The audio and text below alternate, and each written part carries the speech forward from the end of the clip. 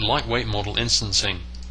I have two reference models in my scene, but any model can be instantiated in this way. The instance inherits all of the properties from the master.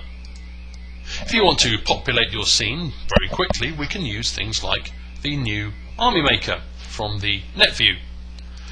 If I go and grab it here, the number of characters, say 10 by 10, distance between each other 15 units, and some randomizing options, particularly for scaling, so I have a slightly different looking characters each time.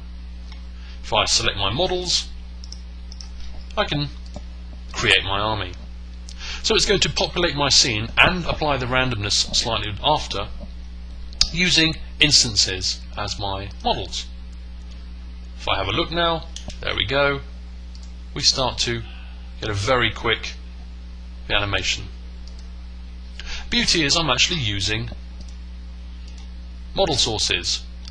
In this case we can have multiple resolutions. They come as standard within a reference model. I can start to switch the resolution. In this case I'm using low resolution poly meshes, but I can switch to a medium res mesh at any time, particularly just before rendering.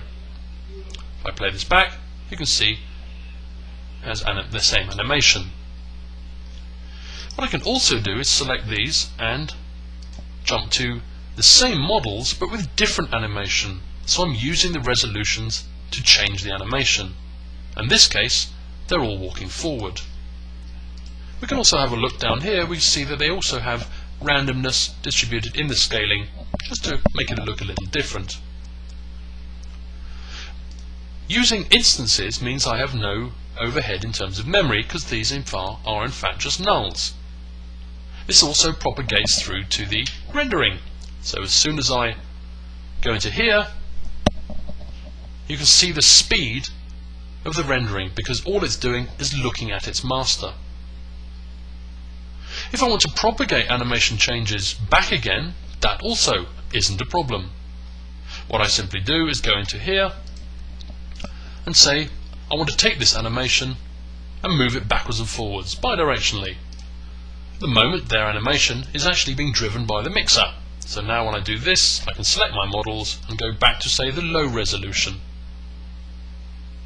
So now all of those guys are going to inherit the forward motion.